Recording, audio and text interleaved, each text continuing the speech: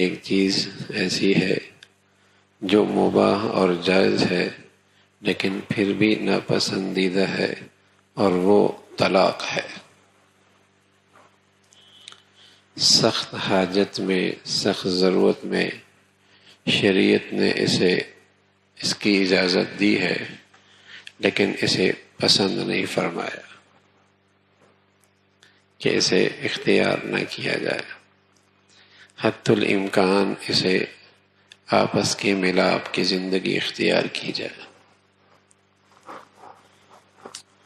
مسلمانوں کی زندگی میں جب اسلام کی زندگی اور اس کے اخلاق موجود تھے تو یہ واقعات شاد و نادر ہوا کرتے تھے، شاد و نادر، ہزاروں میں۔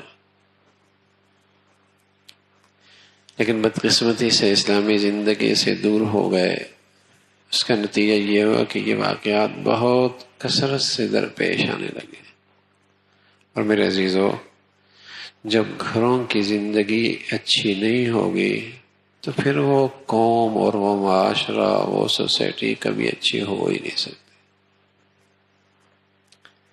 جب قوم اپنے اخلاقی زندگی سے عاری ہو چکی اور ایک چھوٹا سا گھر نہیں سنبھال سکتی تو وہ کیا دفتر اور کیا فیکٹری اور کیا سوسائٹی اور اجتماعی کاموں کو سنبھالے گی۔ ان بالکل نااہل ترین قوم، اس کے اندر اتنی اہلیت نہیں کہ ایک شخص کے ساتھ زندگی اچھی طریقے سے گزار سکے۔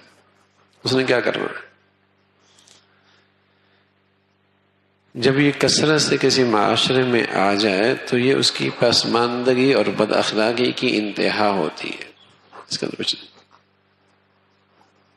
ہمارے یہاں ایک بچہ اعتکاف بیٹھا، پھر وہ خود بتا رہا تھا وہ امریکہ پڑھنے کے لیے چلا گیا، ابھی چھٹیوں میں آیا ہوا تھا۔ تو میں نے پوچھا کیا حال ہے؟ کہنے لگا جس کلاس میں ہوں نا، اس کلاس میں جتنے بچے ہیں سب کے ماں باپ میں علیحدگی ہوئی ہوئی ہے، سوائے ایک لڑکے کے جس کے ماں باپ میں علیحدگی تو نہیں لیکن وہ دونوں اکٹھے بھی نہیں رہتے، جب بھی اکٹھے ہوتے لڑائی ہوتی ہے۔ اور وہ مجھے دیکھ کر حیرت کرتے ہیں کہ تمہارے ماں باپ 25-30 سال سے اکٹھے رہ رہے ہیں، بڑے حیران ہوتے ہیں۔ تو ان کی حیرانگی تو بجا ہے، ان کے پاس وہ دولت ہی نہیں ہے جس میں شوہر بیوی کے ساتھ انصاف کر سکے اور بیوی اپنے شوہر کے ساتھ انصاف کر سکے، جس سے بیٹا باپ سے انصاف کر سکے، باپ اپنے بیٹے سے انصاف کر سکے، اور انصاف کے بدولت ان کے دل آپس میں محبت سے بھری ہوئی ہیں۔ وہ تو ان کی حیرانگی بجا ہے، ان کے پاس یہ دولت ہے ہی نہیں۔ لیکن بدقسمتی ان مسلمانوں کی جو اتنی قیمتی دولت کے ناقدری کر رہے ہیں، اور ہنستے بستے گھر ان کے اجڑ، ہنستے بستے گھر۔ کتنے ارمانوں سے ایک باپ اپنی بیٹی کو روانہ کرتا ہے، اور ماں اپنے بیٹی کو رخصت کرتی ہے، لیکن خوشیاں کتنا دیکھتی۔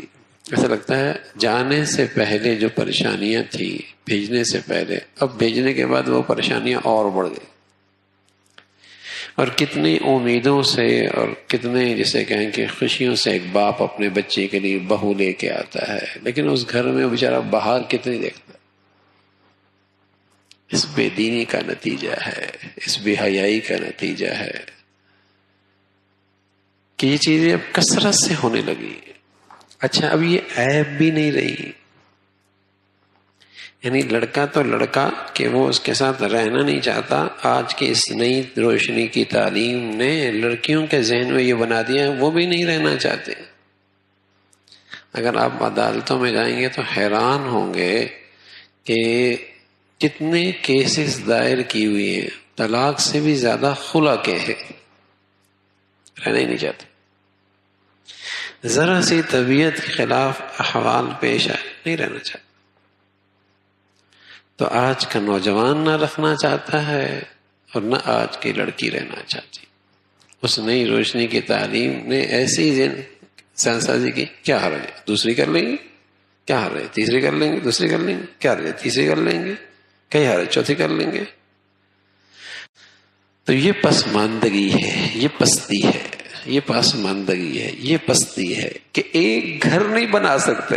کیا کرنے میں اس ڈگریوں کے اور اس پڑھائی کے اور اس تعلیم کے اور بڑی بڑی یونیورسٹیوں کے نام کے اور بڑے بڑے ملازمتوں کے اور بڑے بڑے جسے کہیں کہ عہدوں اور منصبوں کے نہ اہل اتنا ہے کہ ایک گھر نہیں بنا سکتا،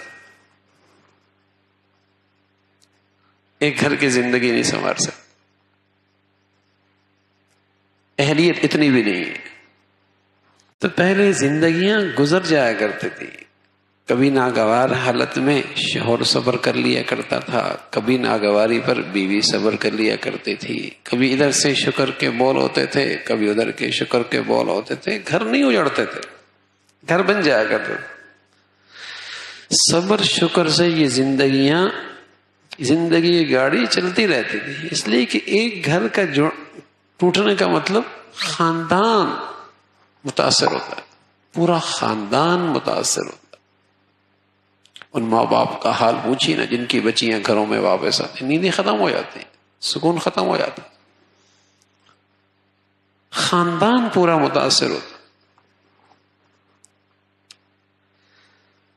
تو یہ دولت اسلام کے ساتھ تھی کہ گھر بن جایا کرتے تھے، محبتیں ہوتی تھی، اور شریعت نے اس کی اجازت دی ہے. لیکن ساتھ یہ بھی فرمایا کہ ناپسندیدہ چیز ہے اور اس کا اب وقوع اور سلسلہ بڑھتا ہی چلا جا رہا. اللہ رب العزت ہم سب کی حفاظت فرمائے. بس